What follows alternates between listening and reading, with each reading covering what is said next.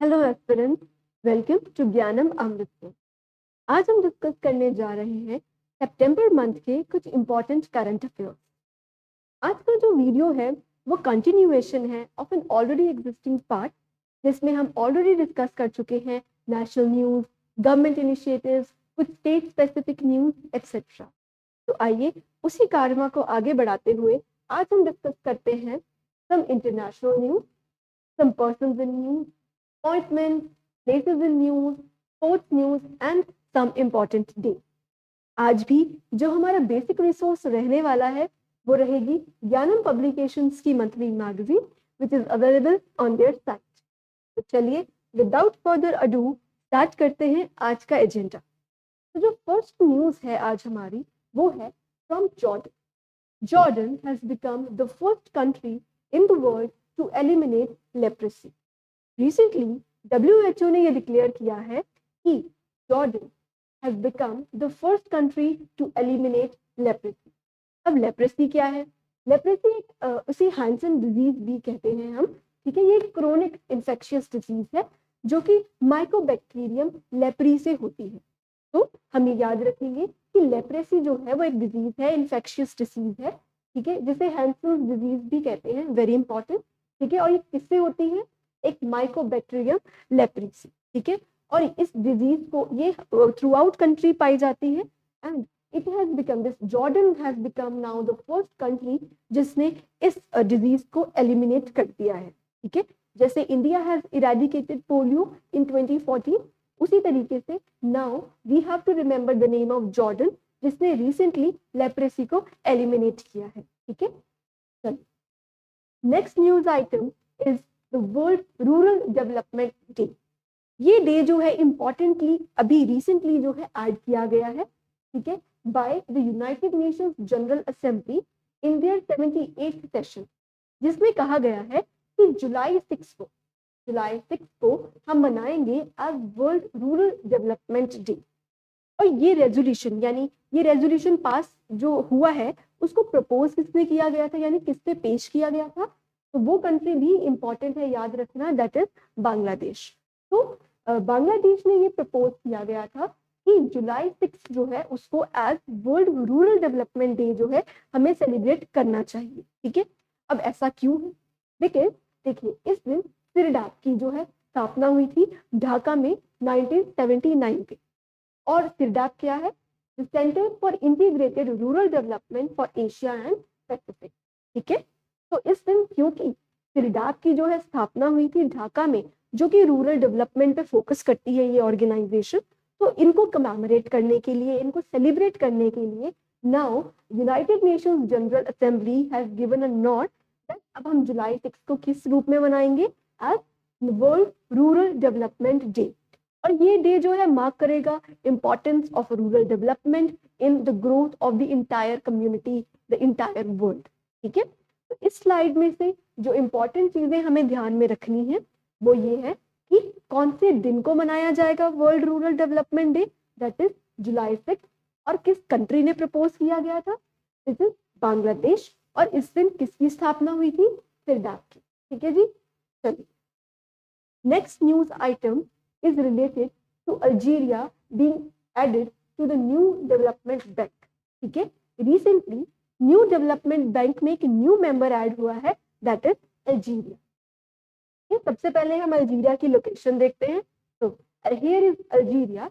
ये एक African continent की एक कंट्री है अल्जीरिया, जो कि काफी रिच है इन नेचुरल गैस, ठीक है। इसमें यहाँ पर काफी ज्यादा जो है माइंस पाई जाती हैं। It is very rich in natural gas. और रिसेंटली से किसका मेंबर बनाया गया है? न्यू डेवलपमेंट बैंक का। अब न्यू डेवलपमेंट बैंक क्या है? ठीक है, जैसे वर्ल्ड बैंक का हमने नाम सुना है, ठीक है। वर्ल्ड बैंक क्या करता है? ये जो इंटरनेशनल लेवल पे किसी भी कंट्री को किसी तरीके की भी हेल्प चाहिए होती है रिलेटेड टू डेवलपमेंटल इश्यूज, तो वो वर्ल्ड बैंक से लोन लेते हैं। उसी तरीके से ब्रिक्स कंट्री में, जो ब्रिक्स में कंट्रीज आती हैं, उन्होंने मिलकर अपना एक जॉइंट बैंक बनाया है जिसे हम कहते हैं NDB, that is New Development bank, ठीक है। और ये उन डेवलपिंग कंट्रीज को लोन देते हैं जहां पर अभी इंफ्रास्ट्रक्चर डेवलप हो रहा है, जहां पर बड़ी तेजी से जो है इंफ्रास्ट्रक्चर डेवलप करने की जरूरत भी है, ठीक है। तो हम इसको रीड करते हैं ये मोबिलाइज करता है resources for the project in emerging market and developing country. ठीक है, और ब्रिक्स में कौन से मेंबर्स हैं हमें पता है, ब्राजील, ठीक है, Russia, India, China and south Africa. ठीक है, ये है ब्रिक्स कंट्री। ठीक है, अब रिसेंटली और भी मेंबर्स ऐड हुए हैं। आप मुझे कमेंट सेक्शन में बताएंगे कि अब जो ब्रिक्स ब्रिक्स प्लस बन चुका है, अब उसमें और कौन कौन से मेंबर्स जो हैं वो ऐड हुए हैं। ठीक है, और अभी रिसेंटली अल्जीरिया जो है उसे ब्रिक्स में ऐड नहीं किया है, उसे ब्रिक्स द्वारा आयोजित जो बैंक है दैट इज एनडीबी, उसमें ऐड किया गया है। एनडीबी के चीफ कौन है, उनका नाम भी हम याद रखेंगे, दिल्मा रोसेफ। ठीक है, उन्होंने ये अनाउंस किया है कि अल्जीरिया भी अब एनडीबी का पार्ट है। और इसमें पहले भी हमने काफी सारे मेंबर्स ऐड किए थे, जैसे बांग्लादेश को ऐड किया गया था, यूएई को ऐड किया गया था इन 2021, और रिसेंटली इजिप्ट को भी ऐड किया गया था इन 2023, और 2024 में अब किसे ऐड कर लिया हमने, अल्जीरिया को, जो कि एक अफ्रीकन कंट्री है। ठीक है, चलिए ये हमने इसकी लोकेशन देख ली। अब हम नेक्स्ट न्यूज देखते हैं related to persons in news. तो जो सबसे पहले पर्सन इन न्यूज रखे हैं वो है मिस्टर चिरंजीवी। आपने इन्हें जरूर साउथ इंडियन मूवीज में देखा होगा, नहीं तो कहीं ना कहीं यूट्यूब पर, इंस्टाग्राम में जरूर इन्हें देखा होगा। Is a very popular south Indian actor, और रिसेंटली इन्होंने गिनीज वर्ल्ड रिकॉर्ड बनाया है किस कैटेगरी में, most prolific actor dancer in Indian film industry. ठीक है, तो एक्टिंग एंड डांसिंग कैटेगरी के अंदर he has become the most prolific actor. ठीक है, तो ये इन्होंने रिसेंटली जो है एक गिनीज वर्ल्ड रिकॉर्ड बनाया है। ठीक है, इनका नाम क्या है, मिस्टर चिरंजीवी। ये एक साउथ इंडियन स्टार है, साउथ सिनेमा के स्टार है। कहाँ से बिलोंग करते हैं, आंध्र प्रदेश से। तो सिंपली अगर क्वेश्चन की बात की करूं मैं, तो क्वेश्चन आपको ऐसे बन सकता है सिंपली कि recently most prolific actor and dancer has made a world record, Guinness world record, और वो कौन है। ठीक है, तो यू विल बी गिवन 4 और 5 ऑप्शन कि शाहरुख खान है, सलमान खान है, ठीक है, या फिर मिस्टर चिरंजीवी है। तो हमें याद होना चाहिए कि मिस्टर चिरंजीवी है जिनको गिनीज वर्ल्ड रिकॉर्ड जिन्होंने बनाया है most prolific actor and dancer. ठीक है, नेक्स्ट पर्सन इन न्यूज है मिस्टर अश्विनी वैष्णव सर, जो कि हमारे union information and broadcasting minister भी हैं। रिसेंटली उन्होंने क्यों ही हैड बीन इन न्यूज, ठीक है, टाइम मैगजीन ने उनको जो है डिक्लेयर किया है as the most influential person in the field of technology and artificial intelligence. ठीक है, तो टाइम मैगजीन में ही has been featured as a person, as the most influential person in the field of technology and artificial intelligence. और ये हमारे India के information and broadcasting minister भी हैं। ठीक है, तो ये दो चीजें हम याद रखेंगे, हमारे मिनिस्टर भी हैं ये इंफॉर्मेशन एंड ब्रॉडकास्टिंग के, और टाइम मैगजीन ने इनको फीचर किया है इस बार as the most influential person जिन्होंने टेक्नोलॉजी और आर्टिफिशियल में अपना कॉन्ट्रीब्यूशन दिया है। ठीक है, ये है मिस्टर अश्विनी वैष्णव सर, और ये थे मिस्टर चिरंजीवी। तो next is related to some major appointments. ठीक है, सबसे पहले हमारे पास है मिस्टर अमृत मोहन सर। ठीक है, he is an IPS officer from Odisha cadre, और रिसेंटली इन्हें डायरेक्टर घोषित किया गया है एक पैरामिलिट्री फोर्स का, जो कि है सशस्त्र सीमा बल, एसएसबी। ये इंडिया की एक पैरामिलिट्री फोर्स है जो कि इंडाउड है, which is given the responsibility to protect Indian territory, ठीक है, from the attack, specially from the Nepal and the Bhutan area.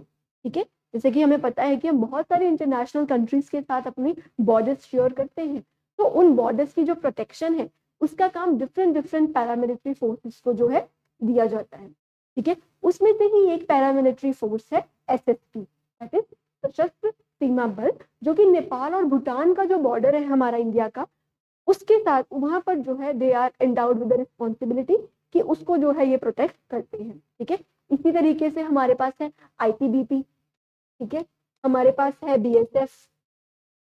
ठीक है, तो हमारे पास और भी है, जैसे एक असम राइफल्स भी है हमारे पास। तो ये सभी हमारी जो है पैरामिलिट्री फोर्सेस हैं। ठीक है, ये पैरामिलिट्री फोर्सेस का मतलब they are in addition to the armed forces. Armed forces हमारी तीन ही है, जो कि है हमारी एयरफोर्स, हमारी आर्मी और हमारी नेवी। ठीक है, उसके अलावा जो भी फोर्सेस हैं हमारी गवर्नमेंट की, वो सब फोर्सेस क्या कहलाती हैं, पैरामिलिट्री फोर्सेस, और उसमें से ही एक है सशस्त्र सीमा बल, जिसके न्यू डायरेक्टर जनरल कौन बने हैं? मिस्टर अमृत मोहन, जो कि एक IPS ऑफिसर है। ठीक है, यहाँ पे मैं आपको बता रही थी about ITBP and BSF and Assam rifles. तो असम राइफल्स तो नाम से ही पता चल रहा है कि असम वाली एरिया में यानी नॉर्थ ईस्ट रीजन में जो बॉर्डर को प्रोटेक्ट कर रहे हैं वो है असम राइफल्स। ठीक है, ITBP कौन सी कंट्री के बॉर्डर जो इंडिया का लगता है उसे प्रोटेक्ट कर रहा है? तो आपका आंसर होना चाहिए चाइना। ठीक है, और BSF जो है ये प्रोटेक्ट करती है borders with Pakistan and Bangladesh. ठीक है, ये एडिशनल इंफॉर्मेशन है, आप काइंडली से नोट कर लीजिए अपने नोट्स में कि सशस्त्र सीमा बल किसके साथ रिलेटेड है? नेपाल एंड भूटान के साथ। और ITBP किसके साथ रिलेटेड है? चाइना के साथ। BSF किसके साथ रिलेटेड है? अब हमारे पाकिस्तान एंड बांग्लादेश के साथ। एंड असम राइफल्स तो पता चल रहा है नाम से ही नॉर्थ ईस्टर्न रीजन के साथ। चलिए, I hope this news item is clear to all of you. चलिए आगे बढ़ते हैं नेक्स्ट न्यूज की ओर, जो कि है one more person in news, one more appointment, जो कि है अपॉइंटमेंट तुहिन कांता पांडे सर की, जिन्हें बनाया गया है इंडिया के union finance secretary. He is an Indian administrative services officer of 1987 batch. ठीक है, उड़ीसा काडर के ये हैं मिस्टर तुहिन कांता पांडे सर, ये है ये, और इन्हें बनाया गया है इंडिया की न्यू फाइनेंस सेक्रेटरी। ठीक है, नेक्स्ट अपॉइंटमेंट है air marshal Amarpreet Singh sir की, जिन्हें अपॉइंट किया गया है as the next chief of Indian air force. ठीक है, इंडियन एयरफोर्स के जो नेक्स्ट चीफ हैं वो है एयर मार्शल अमरप्रीत सिंह। ठीक है, हम फिर से इन तीनों अपॉइंटमेंट्स को एक बार रिवाइज कर लेते हैं सो दैट हमें एकदम क्रिस्टल क्लियर हो जाए। सबसे पहले mister Amrit Mohan, director general of SSB। Then air marshal Amarpreet Singh, ये बने हैं new chief of Indian air force. फिर है तुहिन कांता पांडे सर, जो कि बने हैं हमारे union finance secretary. I hope ये तीनों अपॉइंटमेंट्स आपको बड़े ही आराम से क्लियर होंगे। चलिए कुछ और अपॉइंटमेंट्स देखते हैं, जैसे कि सबसे पहले हमारे पास है मिस सिंधु गंगाधरन। ठीक है, she is miss Sindhu Gangadharan, और इन्हें बनाया गया है as the new chairperson of NASSCOM। ठीक है, अब NASSCOM क्या है? बेसिकली आप सोच सकते हैं इसको एज अ प्रेशर ग्रुप, जो कि IT इंडस्ट्री से रिलेटेड है, जो IT इंडस्ट्री की जो नीड्स हैं, डिमांड्स हैं, उनको एक रिप्रेजेंट करता है ये ग्रुप विच इज NASSCOM। इसकी फुल फॉर्म क्या है? National association of software and service company. तो यहाँ पर आ गया ना सॉफ्टवेयर एंड सर्विस। तो ये कौन सा सेक्टर है हमारी इकोनॉमी का? This is tertiary sector which is related to IT industry. ठीक है, तो ये इनको रिप्रेजेंट करता है। जैसे अगर मैं आपको पूछूं कि संयुक्त किसान मोर्चा, ठीक है, SKM, ये भी एक प्रेशर ग्रुप है या इंटरेस्ट ग्रुप है। ये किनके डिमांड्स जो है गवर्नमेंट के आगे रखता होगा? ऑब्वियसली किसान है तो farmers. Similarly we have National Students Union of India, NSUI या फिर ABVP, ये जो है स्टूडेंट्स सेंट्रिक ग्रुप्स है। ठीक है, उसी तरीके से NASSCOM भी एक प्रेशर ग्रुप है जो कि डील करता है with IT industry, that is information and technology industry. और इसी ऑर्गेनाइजेशन यानी इसी प्रेशर ग्रुप के जो न्यू चेयरपर्सन बने हैं वो कौन बने हैं? मिसेस सिंधु गंगाधर। ठीक है जी, चलिए नेक्स्ट अपॉइंटमेंट है मिस्टर B श्रीनिवासन सर की। ये एक सीनियर IPS ऑफिसर है और रिसेंटली इन्हें भी बनाया गया है director general of NSG, that is national security guards. ठीक है, अब NSG क्या है? ये हमारी कंट्री की काउंटर टेररिज्म फोर्स है। काउंटर टेररिज्म फोर्स मीन जो भी हमारे इंडिया के ऊपर टेररिज्म का खतरा है, ठीक है, उसको डील कैसे करना है, उससे बचना कैसे है, prevention strategies and retaliatory strategies जो फ्रेम करती है वो कौन सी ऑर्गेनाइजेशन करती है? NSG। ठीक है, और रिसेंटली इनके न्यू डायरेक्टर जनरल अपॉइंट हुए हैं, तो हमारे लिए बहुत इंपॉर्टेंट है जानना कौन? Mister B Srinivasan sir. ठीक है, mister B Srinivasan. Next news item है हमारे नेबरिंग कंट्री श्रीलंका से, जहां पर डॉक्टर हरिनी अमरसुरैया जी जो है वो एक ह्यूमन राइट एक्टिविस्ट भी हैं और वो रिसेंटली जो है श्रीलंका के न्यू प्राइम मिनिस्टर बने हैं। ठीक है, तो डॉक्टर हरिनी अमरसुरैया, ठीक है, और ये बने हैं श्रीलंका के 16 प्राइम मिनिस्टर। ठीक है, फिर से हम इन तीनों को एक बार रिवाइज करते हैं। सबसे पहली अपॉइंटमेंट है सिंधु गंगाधरन जी की, जो कि बने हैं चेयरपर्सन किसके, नास्कॉम के, जो कि एक प्रेशर ग्रुप है आईटी इंडस्ट्री से रिलेटेड। ठीक है। नेक्स्ट है बी श्रीनिवासन सर, जो कि एक आईपीएस ऑफिसर हैं और डायरेक्टर जनरल बने हैं एनएसजी के। एनएसजी क्या है, नेशनल सिक्योरिटी गार्ड। फिर उसके बाद नेक्स्ट अपॉइंटमेंट है डॉक्टर हरिनी हमारा सुरैया जी की, जो कि श्रीलंका के 16th प्राइम मिनिस्टर बने हैं। नेक्स्ट अपॉइंटमेंट है फिल्मन यंग। ठीक है, ये कैमरून के पहले प्राइम मिनिस्टर थे और अब ये प्रेसिडेंट बन गए हैं 73rd United Nations General assembly के। ठीक है, 79th United Nations General assembly जो है, उनके जो प्राइम मिनिस्टर, उनके जो प्रेसिडेंट है वो बन चुके हैं फिल्मन यंग। ठीक है, अब यहाँ पर क्वेश्चन मार्क है, क्या मतलब, यहाँ पर आपके लिए क्वेश्चन है। ठीक है, होमवर्क के लिए आपके लिए क्वेश्चन ये है कि आप मुझे सर्च करके बताएंगे यूनाइटेड नेशंस जनरल असेंबली का हेडक्वार्टर कहाँ है और कहाँ पर ये सिचुएटेड। ठीक है, तो फिल्मन यांग हम नाम याद रखेंगे, ही इज मिस्टर फिल्मन यांग। ये पहले कैमरून, कैमरून जो है एक कंट्री है, अफ्रीकन कंट्री है, सेंट्रल अफ्रीका में ये लाया करती है, और वहां पर ये पहले प्राइम मिनिस्टर थे और अब ये प्रेसिडेंट बने हैं किसके, United nation general assembly, 79th UNGA. Next appointment है माइकल बार्नियर सर, ये बन चुके हैं new prime minister of France. ठीक है, जब हम फ्रांस की बात करते हैं, ठीक है, जब हम फ्रांस की बात करते हैं तो दो इंपॉर्टेंट पोजीशंस हमें याद रखनी होती है, एक प्रेसिडेंट की और एक प्राइम मिनिस्टर की। ठीक है, तो वहां पर प्राइम मिनिस्टर तो जो न्यू अपॉइंट हुए हैं दैट इज माइकल बार्नियर। ठीक है, और वहां पर प्रेसिडेंट कौन है ये भी हम याद रखेंगे, मिस्टर इमैनुअल मैक्रोन। ठीक है, मिस्टर इमैनुअल मैक्रोन वहां के प्रेसिडेंट हैं और वहां पे प्राइम मिनिस्टर कौन बने हैं, माइकल बार्नियर। ठीक है, ये दोनों फिर से हमें याद हो गई है ये न्यूज, क्योंकि ये थोड़ी इंटरनेशनल है, थोड़े नेम हमें याद करने में डिफिकल्टी आ सकती है, बट डोंट वरी, हम इसे 2-3 बार जब पढ़ेंगे तो we will be easily able to mark the option in the exam. सबसे पहले फिल्मन यांग, जो कि यूनाइटेड नेशंस जनरल असेंबली के जो प्रेसिडेंट बने हैं, कैमरून कंट्री से बिलोंग करते हैं, यानी वहां के प्राइम मिनिस्टर रह चुके हैं। और अब है next appointment Michael Barnier sir की, जो कि प्राइम मिनिस्टर बने हैं कौन सी कंट्री के, फ्रांस के। ठीक है, अब हम पढ़ेंगे कुछ इंपॉर्टेंट प्लेसेस इन न्यूज। ठीक है, कुछ इंपॉर्टेंट प्लेसेस भी इस महीने जो है न्यूज में रही हैं काफी। ठीक है, तो अब हम उन्हें डिस्कस करेंगे। सबसे पहली जो कंट्री स्टेट प्लेस रही है वो है पोर्ट ब्लेयर। पोर्ट ब्लेयर कहाँ है, it is in Andaman Nicobar. ठीक है, यहाँ की कैपिटल है अंडमान एंड निकोबार की, और इसको रीनेम किया गया है, इसलिए ये न्यूज में थी। अब पोर्ट ब्लेयर का नाम जो है पोर्ट ब्लेयर नहीं है, अब इसका नाम हो गया है श्री विजयपुरम। श्री विजयपुरम,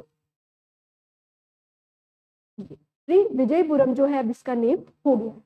पोर्ट ब्लेयर जो है ये वही जगह है जहां पर सबसे पहले सुभाष चंद्र बोस जी ने जो है हमारा तिरंगा जो है वहां फहराया था।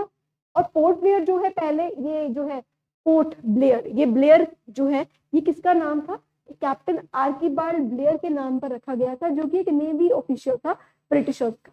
तो हमने जो है पोर्ट ब्लेयर का जो नेम जो है चेंज किया है, उसका नाम अब क्या हो गया है, श्री विजयपुरम। तो और आप पूछेंगे मैम ऐसा क्यों किया गया, देखिए जैसे अभी मैंने आपको बताया कि पोर्ट ब्लेयर ब्लेयर के नाम से था, जो कि एक ब्रिटिश ऑफिशियल था। तो हमारा जो इंडिया का अब जो नेक्स्ट 25 ईयर्स के लिए टारगेट है वो है कॉलोनियल जो लेगेसी है उसे तोड़ना, यानी जो कॉलोनियल माइंडसेट है हमारा, जो ब्रिटिशर्स, जो हमें एक गुलाम वाली फीलिंग हमें अभी तक आती है कुछ चीजों से, जैसे कि ये name it is Port Blair. ठीक है, टेरिटरी हमारी है, इंडिया की है, तो why we are using a Britishers name. ठीक है, तो इसलिए हमने एक कॉलोनियल लेगेसी से जो है ब्रेकआउट किया है, ब्रेकअप करते हुए हमने इसे नाम दिया है श्री विजयपुरम, जो कि हमारी संस्कृति, हमारे कल्चर को जो है डिपिक्ट करता है।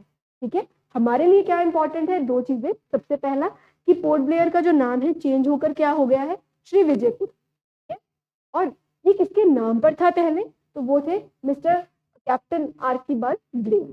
ठीक है, और ये कहाँ है, अंडमान एंड निकोबार।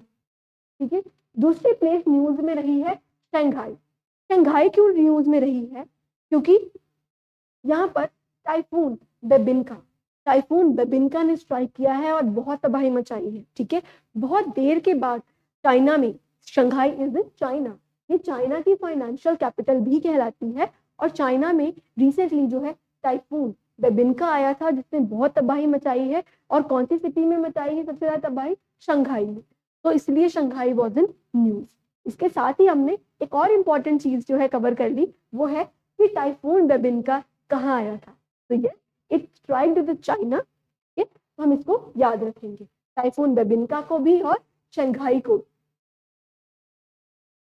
चलिए अब हम कुछ स्पोर्ट्स सेक्शन से न्यूज जो है उससे डिस्कस करेंगे। स्पोर्ट्स सेक्शन की न्यूज जो है जब भी मैं स्टार्ट करती हूँ मैं हमेशा यही बताती हूँ कि देखिए स्पोर्ट्स सेक्शन में फैक्ट बहुत ज्यादा होते हैं, इतना याद रख पाना बहुत बहुत पॉसिबल नहीं होता हर स्टूडेंट के लिए। तो आपने उसके लिए बुरा नहीं फील करना कि मैं इतना याद कैसे करूंगा। आपको बहुत सारा याद नहीं रखना, आपको कुछ एक 2-3 मिनिमम चीजें हैं जो मैं हमेशा बताती हूँ वो जरूर याद रखनी है। सबसे पहले प्लेयर का नाम, ठीक है, वो प्लेयर कौन से स्पोर्ट्स से एसोसिएटेड है ये आपको जरूर पता होना चाहिए। ठीक है, जैसे कि मिस्टर नीरज चोपड़ा, आपको उनका नाम याद है, अब उनकी गेम भी आपको याद होनी चाहिए। आप ये ना सोचें पेपर में कि यार वो फुटबॉल खेलते थे, कि वो शॉटपुट खेलते थे, कि वो रेस करते थे, कि वो जैवलिन फेंकते थे। ठीक है, तो आपको जो है प्लेयर की गेम बहुत अच्छे से याद होनी चाहिए। ठीक है, ये दो चीजें जो हैं ये प्रायोरिटी है। इसके अलावा कोई भी इंपॉर्टेंट ऐसी एक्टिविटी जो इंडिया के पर्सपेक्टिव से बहुत ही बड़ी हुई हो, जैसे अगर मान लीजिए इंडिया में कॉमनवेल्थ गेम्स हो रही हैं या इंडिया में कोई एशियन वर्ल्ड चैंपियनशिप हो रही है, इस तरीके के जो बड़े बड़े इवेंट इंडिया से रिलेटेड हो रहे हैं उन्हें हम इन डेप्थ डिटेल में याद करेंगे। बाकी कोई भी जो न्यूज है, ठीक है, उसमें आपको सिर्फ प्लेयर का नाम और प्लेयर कौन सी स्पोर्ट्स से एसोसिएटेड है इतना भी आप याद कर लेंगे मिनिमम, तो you will be in a better position. ठीक है, उसके बाद तो एडिशन है, आप याद कर लें कि उन्हें कौन सा टाइटल मिला। ठीक है, वो जिस टाइटल उनको जहां मिला वो स्पोर्ट्स कहाँ ऑर्गेनाइज हुई थी। ठीक है, तो ये सब चीजें तो एड ऑन है। ठीक है, लेकिन जो मिनिमम चीज आपको याद रखनी है वो क्या है, प्लेयर कौन सी स्पोर्ट के साथ एसोसिएटेड है। ठीक है, चलिए तो हम स्टार्ट करते हैं इसी फंडे के ऊपर आज का स्पोर्ट्स सेक्शन। सबसे पहली जो स्पोर्ट्स पर्सन हमारे न्यूज में है वो है मिस्टर कमल चावला। मिस्टर कमल चावला, ठीक है, ही इज द टॉप क्यूइस्ट। अब बोलेंगे मैम ये कौन सी बला बीमारी है जो हमें पता ही नहीं। क्यूइस्ट, क्यूइस्ट इज बेसिकली, ये आपने जरूर देखा होगा। ठीक है, तो जो ये गेम प्ले करते हैं स्नूकर्स या बिलियार्ड, ठीक है, उन्हें कहा जाता है क्यूइस्ट। ठीक है, जो खेलते हैं स्नूकर्स या फिर बिलियार्ड, इस तरीके की गेम होती है, इन्हें जो खेलते हैं, ठीक है, और इनमें जो चैंपियंस होते हैं दे आर कॉल्ड एज क्यूइस्ट। ठीक है, और इंडिया से जो क्यूइस्ट है दैट इज मिस्टर कमल चावला, और इन्होंने recently made in IBSF world 6 red title जो है अटेन किया है। किसको हराया है? पाकिस्तान के अरशद इकबाल को। और ये जो कंपटीशन है वो कहाँ हुआ था? मंगोलिया में। तो यहाँ से हमने काफी ज्यादा, देखिए इतनी छोटी सी पीस ऑफ इंफॉर्मेशन से हमें कितनी सारी इंफॉर्मेशन मिल गई। सबसे पहले मिस्टर कमल चावला, ये है कौन? ये एक क्विस्ट है, मतलब ये स्नूकर या बिलियार्ड से एसोसिएटेड है, और इन्होंने जो है वर्ल्ड का 6 रेड टाइटल जो है इस बार अटेन किया है। किसको हराकर? पाकिस्तान के अरशद इकबाल को। और ये जो पूरी चैंपियनशिप है ये कहाँ हुई थी?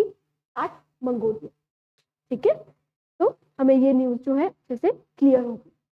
नेक्स्ट न्यूज है इंडियन रेसलर संग्राम सिंह। ठीक है, तो ये एक रेसलिंग से रिलेटेड न्यूज है जिसमें संग्राम सिंह जी ने जो है विन किया है first debut mix martial art MMA fight. ठीक है, तो इसमें इन्होंने मार्शल आर्ट्स को मिक्स करके जो रेसलिंग की है उसमें इन्होंने डेब्यू किया है and he has got a prize in that.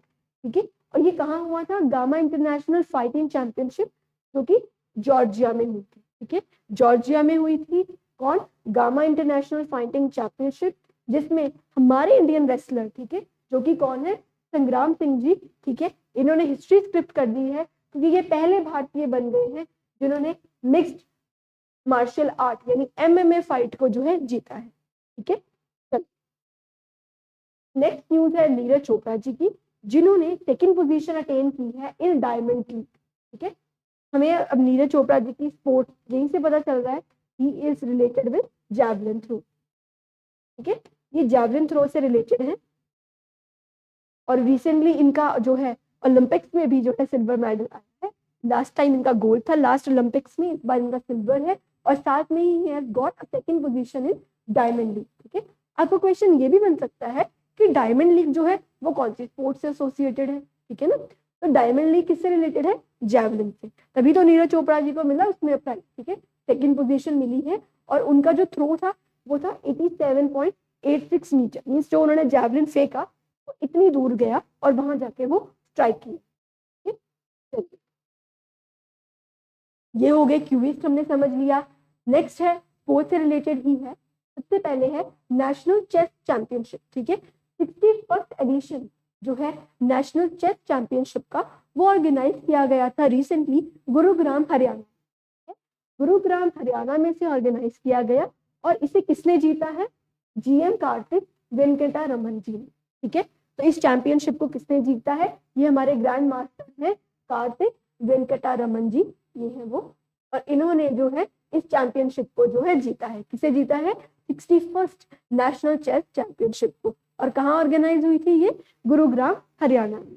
ठीक है, चलिए नेक्स्ट है दीपाली थापा जी। ठीक है, has become the first ever Indian school girl to win a gold in 33 kg weight category in Asian boxing championship, जो कि कहाँ हुई थी, यूएई।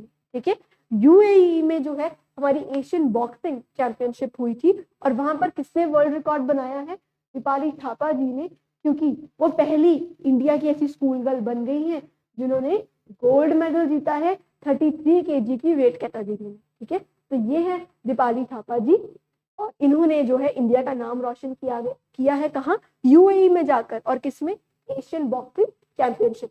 तो इनकी गेम अगर मैं याद करवाऊं आपको तो वो है बॉक्सिंग, इनकी गेम क्या थी। ठीक है, अब नेक्स्ट जो न्यूज है वो तानवी पत्री की है। ठीक है, ये एक बैडमिंटन प्लेयर है उड़ीसा से, और इन्होंने विमेन सिंगल टाइटल जो है लिया है कहाँ पर, अंडर-15 जूनियर चैंपियनशिप, जो कहाँ हुई थी, चाइना में। तो ये है तानवी पात्री जी, ये बैडमिंटन से रिलेटेड है, और ये जो है चाइना में जाके हमारा जो नाम है वो रोशन करके आई है, क्योंकि ये वहां पर जाकर she has one women's single title. ठीक है, किसमें, अंडर-15 जूनियर चैंपियनशिप जो बैडमिंटन की होती है, इस बार चाइना में हुई थी, और वहां पर अब हमारे तन्वी पात्री जी ने जो है वहां पर जो है विमेन सिंगल टाइटल को जीता। ठीक है, इस पूरी न्यूज को हम फिर से रिवाइज करते हैं। आई नो थोड़ा सा यहाँ पर डिफिकल्ट हो जाता है क्योंकि बहुत सारी न्यूज है, बट कोई बात नहीं, सोल्यूशन सिर्फ इतना है कि आप इसको बार बार जब रिवाइज करेंगे तो you will be in a better position, क्योंकि आपको ऑप्शन वहां देखकर ही मार्क करनी है। तो जब आपने इतनी बार सुना होगा, देखा होगा, तो आपको ऑब्वियसली है आप वहां पर आंसर जो है राइट कर जाए। ठीक है, इसमें कुछ भी घुमा तो सकते नहीं वो क्वेश्चन। ठीक है, क्वेश्चन इसमें बहुत ही सिंपल एंड स्ट्रेट फॉरवर्ड आएगा। ठीक है, हमने सबसे पहले डिस्कस किया ग्रैंड मास्टर कार्तिक वेंकटा रमन जी को, जो कि 61st नेशनल चेस चैंपियनशिप के विनर हैं। दीपाली थापा जी, ठीक है, जो एशियन बॉक्सिंग चैंपियनशिप में गई थी और वहां पर गोल्ड मेडल इन्होंने जीता है। और तानवी पात्री जी, जो कि हमारे इंडिया के एक बैडमिंटन प्लेयर है, जिन्होंने अंडर-15 जूनियर चैंपियनशिप में विमेन सिंगल टाइटल का जो खिताब है वो जो है अर्जित किया है। चलिए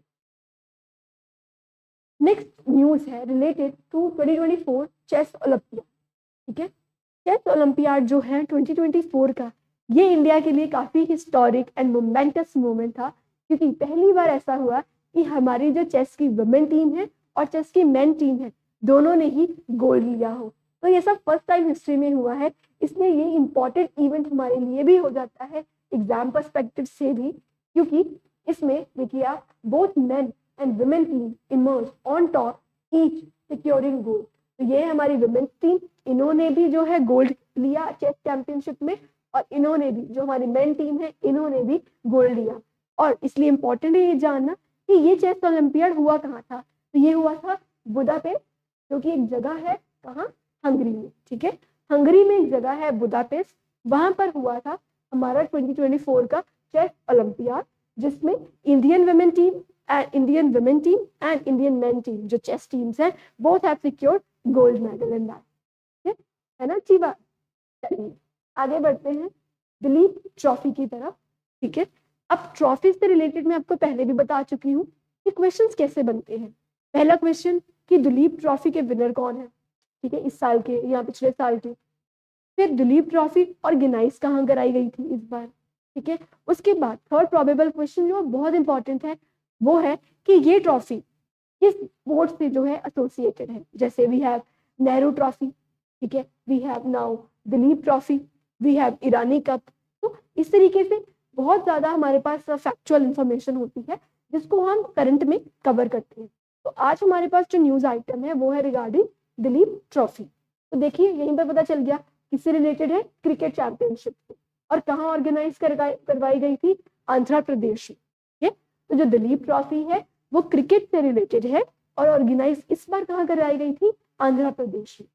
ठीक है, नेक्स्ट न्यूज आइटम है एशियन चैंपियंस ट्रॉफी से रिलेटेड। ठीक है, जो मेन की जो एशियन चैंपियंस ट्रॉफी हुई थी ये एक हॉकी की ट्रॉफी है। ठीक है, उसमें रिकॉर्ड 5th टाइम हमने जो है उसमें हम विनर रहे हैं, इंडिया जो है उसमें विनर रहा है, और इस बार हमने किसको हराया है, चाइना को। ठीक है, और कहाँ हुई थी ये, फुलविन बोयर में, जो कि नॉर्थ ईस्ट चाइना में है। हुई भी चाइना में थी, हराया भी हमने चाइना को, और विनर कौन है, हम, यानी इंडिया इज द विनर। किसकी बात हो रही है, एशियन चैंपियंस ट्रॉफी की। ठीक है, एक हॉकी चैंपियनशिप है एशिया लेवल पर जो हुई है, हमने चाइना को हराया है। ठीक है, फिर से रिवाइज करते हैं, चेस ओलंपियाड बुदापेस्ट हंगरी, उसके बाद हमने पढ़ा दिलीप ट्रॉफी आंध्र प्रदेश में हुई, क्रिकेट से एसोसिएटेड है। लास्ट एशियन चैंपियंस ट्रॉफी जो हॉकी से रिलेटेड है, कहाँ पर हुई, चाइना में, चाइना को ही हराया, किसने हराया, इंडिया। ठीक है जी, चलिए नेक्स्ट न्यूज आइटम है that mister Jay Shah who is the current honorary secretary of BCCI has been elected as the independent chairman of ICC। ठीक है, ICC क्या है, इंटरनेशनल क्रिकेट काउंसिल, जो कि दुबई में जो है सिचुएटेड है। ठीक है, ये न्यूज आइटम बेसिकली ये बता रही है कि जो मिस्टर जय शाह है उन्हें रिसेंटली जो है चेयरमैन बनाया गया है, किसका, इंटरनेशनल क्रिकेट काउंसिल का, जो कि कहाँ पर सिचुएटेड है, जिसका हेडक्वार्टर कहाँ है, एट दुबई। ठीक है, अभी जो है ये सर्व कर रहे हैं as honorary secretary of BCCI, साथ में ही president of Asian Cricket Council. ठीक है, एशियन क्रिकेट काउंसिल के भी ये हेड है, ICC के भी ये हेड है, और BCCI के भी ये हेड है। कौन, मिस्टर जय शाह। ये है मिस्टर जय शाह, और ये इनकी डेजिग्नेशंस हैं जो हमने अभी रिवाइज की। Next news is about US open tennis tournament, जिसके विनर रहे हैं जेनिक सिनर। ठीक है, ये एक इटालियन प्लेयर है, और लास्ट टाइम इन्होंने ग्रैंड स्लैम भी जीता था। हमको बहुत बार बता चुकी हूँ कि ग्रैंड स्लैम क्या है, फिर से रिवाइज करते हैं। चलिए, ग्रैंड स्लैम जो है एक टाइटल है जो उस प्लेयर को दिया जाता है, बेसिकली ये टेनिस गेम में दिया जाता है। ठीक है, टेनिस में ग्रैंड स्लैम उस प्लेयर को दिया जाता है जो एक ही साल में मेजर 4 चैंपियनशिप जो टेनिस की होती हैं उनका विनर होता है।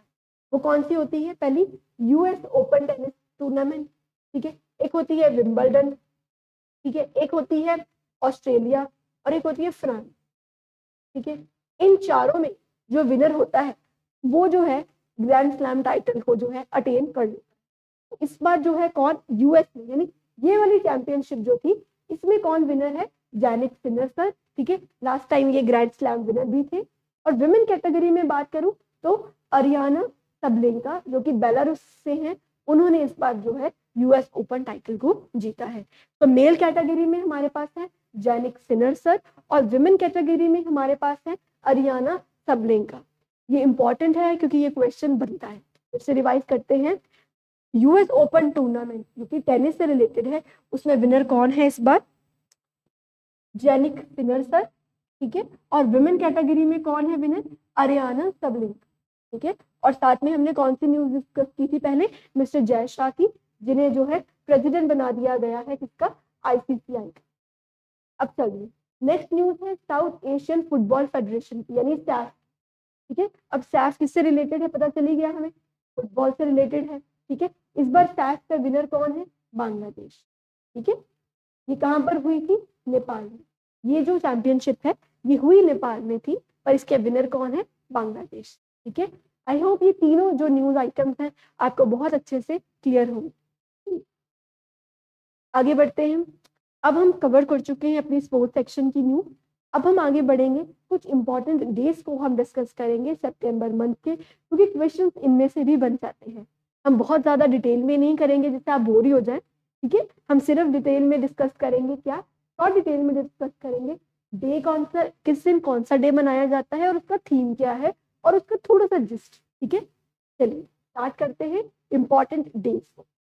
सबसे पहला इम्पोर्टेंट डे सितंबर 22 को जो मनाया जाता है वो है वर्ल्ड राइनो डे। ठीक है, कौन सा डे, वर्ल्ड राइनो डे। ये ऑब्वियसली आप डे से समझ गए होंगे, ये डे जो है हमारा इसलिए मनाया जाता है ताकि अवेयरनेस क्रिएट की जा सके कि जो राइनोज है वो हमारी बायोडाइवर्सिटी का एक बहुत इंपॉर्टेंट एंड इंटेग्रल पार्ट है और उन्हें प्रोटेक्ट करना, उन्हें बचाना हम सबकी रिस्पॉन्सिबिलिटी है। ठीक है, आपको पता होगा कि राइनो को जो है बहुत ज्यादा पोच किया जाता है, इलीगली मार दिया जाता है क्योंकि जो उसके हॉर्न है वो बहुत ज्यादा कॉस्टली एक्सपेंसिव जो है बिकते हैं मार्केट में।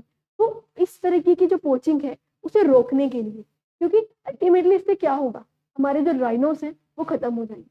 ठीक है, और इंडिया के लिए राइनोज आर वेरी इंपॉर्टेंट। हमारे असम में there is Kaziranga national park. जो असम का काजीरंगा नेशनल पार्क है वो तो जाना ही जाता है फॉर वन हॉर्न राइनोसोरस। ठीक है, वन हॉर्न राइनोसोरस जो है वो कहाँ पाए जाते हैं, बहुत ज्यादा असम के काजीरंगा नेशनल पार्क में। तो इंडिया की जो बायोडाइवर्सिटी हेरिटेज है उसके लिए भी rhinos are very important.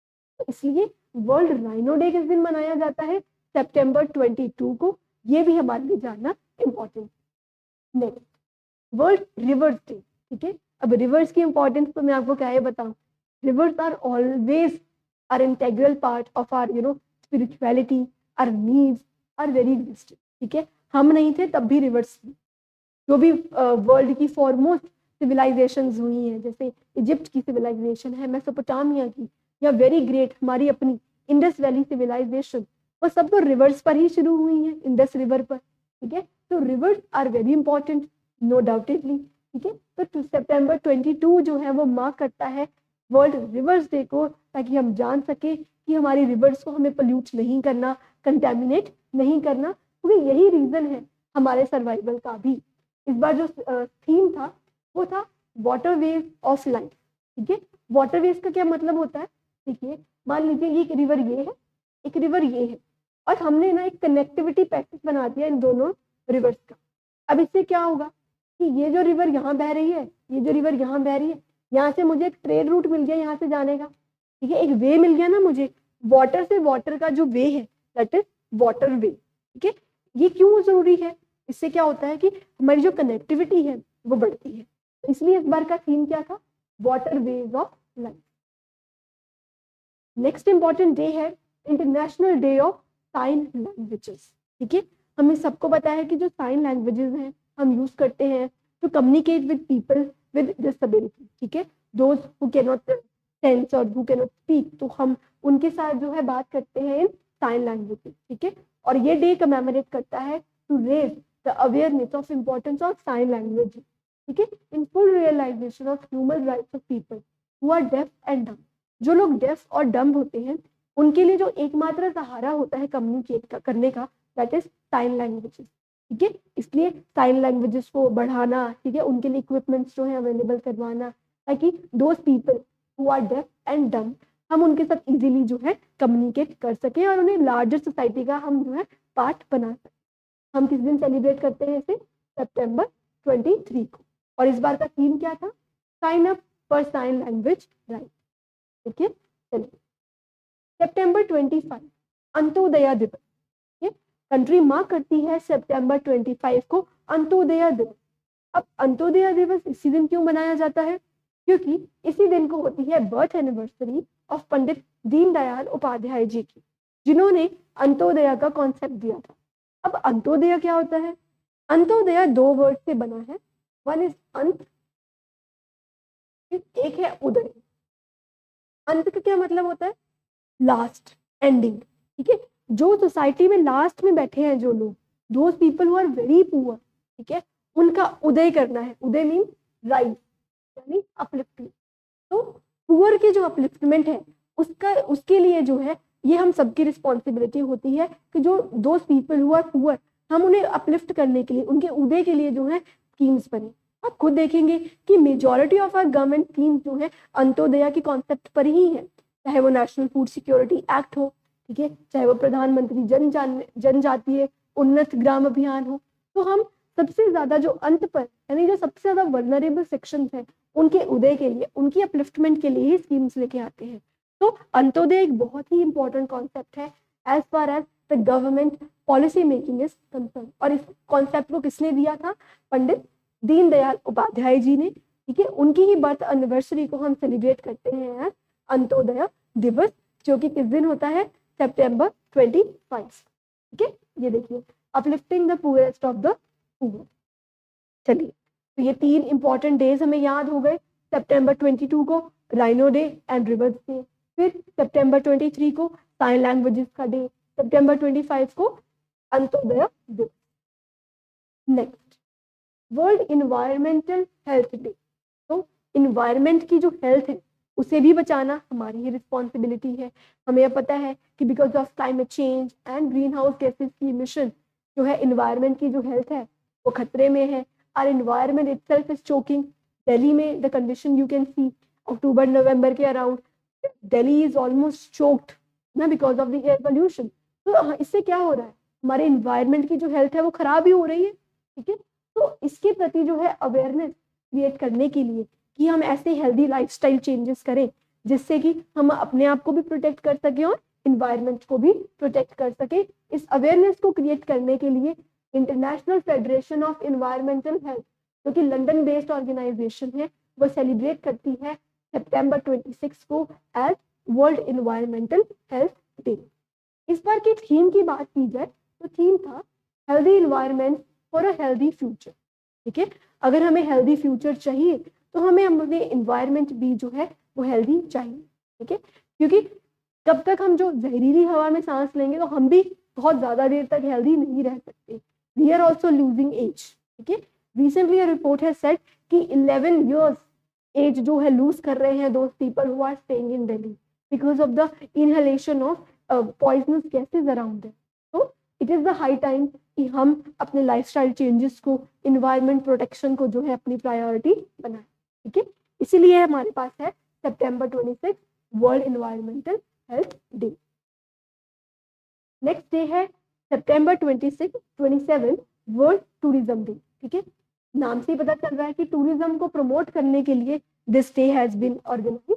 UN special WTO, ठीक है, WTO वर्ल्ड ट्रेड ऑर्गेनाइजेशन वाला नहीं, United Nation special World Tourism Organisation जो है इस डे को मनाती है। और इस बार का थीम था टूरिज्म एंड पीस। ठीक है, टूरिज्म एंड पीस। तो नेक्स्ट है हमारे पास सितंबर 29 world heart day. Again very important.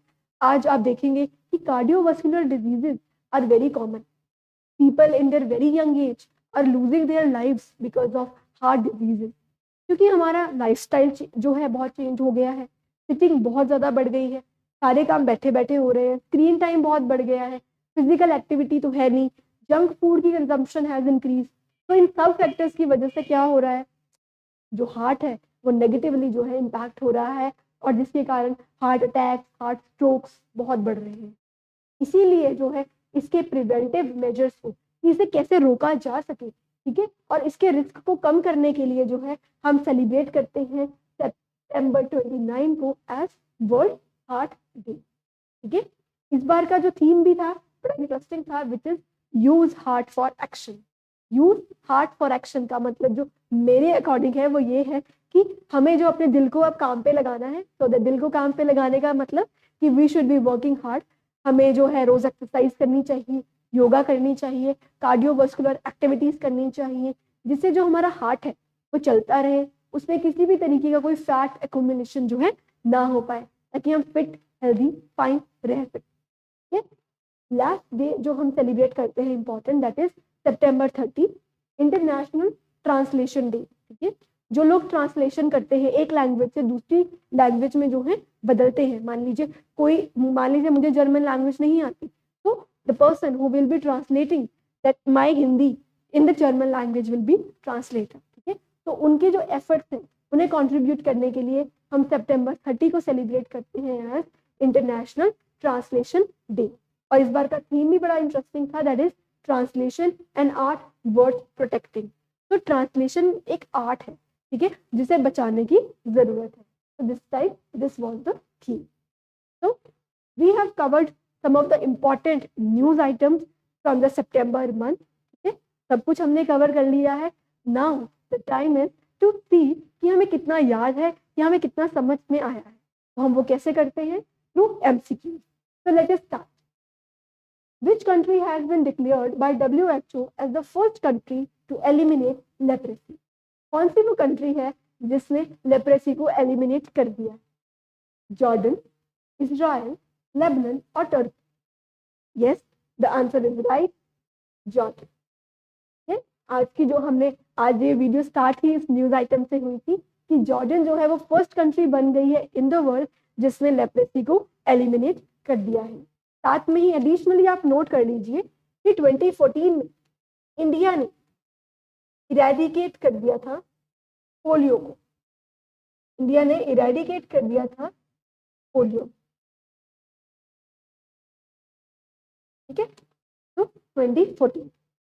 Next, Shri Amrit Mohan has recently been appointed as the Director General of which paramilitary force? तो ये पूछ रहे हैं कि श्री अमृत मोहन जी जो है रिसेंटली उनको डायरेक्टर जनरल बनाया गया है, तो कौन सी पैरामिलिट्री फोर्स का जो है उन्हें डायरेक्टर जनरल बनाया गया है? तो असम राइफल से रिलेटेड है, एसएसबी से रिलेटेड है, सीआरपीएफ या CIS? Yes, your answer is right, Sashastra Seema Bal. Sashastra Seema Bal. ठीक है, चलिए नेक्स्ट.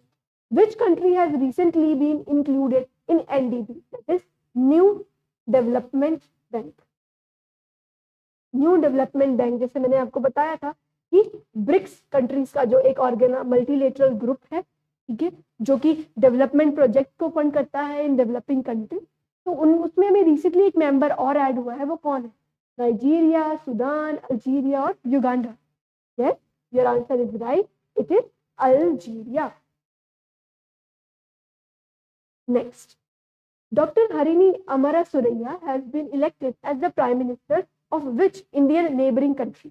इंडिया की कौन सी नेबरिंग कंट्री है जिसके जो प्राइम मिनिस्टर हैं डॉक्टर हरिनी अमरासुरैया जी हैं? क्या वो मॉरिशस है, म्यांमार है, नेपाल है या श्रीलंका है? Yes, it is very much Sri Lanka. Sri Lanka आपका आंसर होगा. ठीक है, चलिए next question. Dash is renamed as Shri Vijayapuram. तो किसका नाम बदलकर श्री विजयपुरम जो है रखा गया है? कवरत्ती, पोर्ट ब्लेयर, पुडुचेरी या Chandigarh? Yes, your answer is right, it is Port Blair.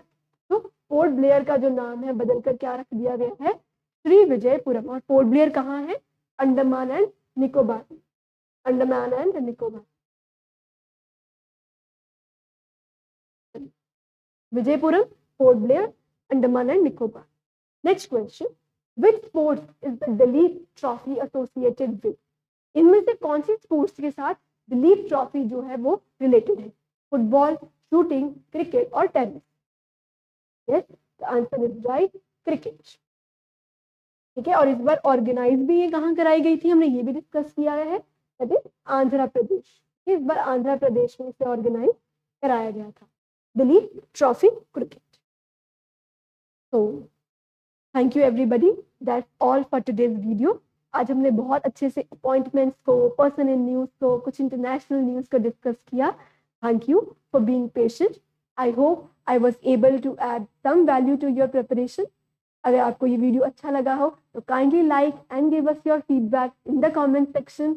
अगर आपको इस पूरी लेक्चर की PDF चाहिए तो you can join our Telegram group, जिसका लिंक भी आपको डिस्क्रिप्शन में मिल जाएगा.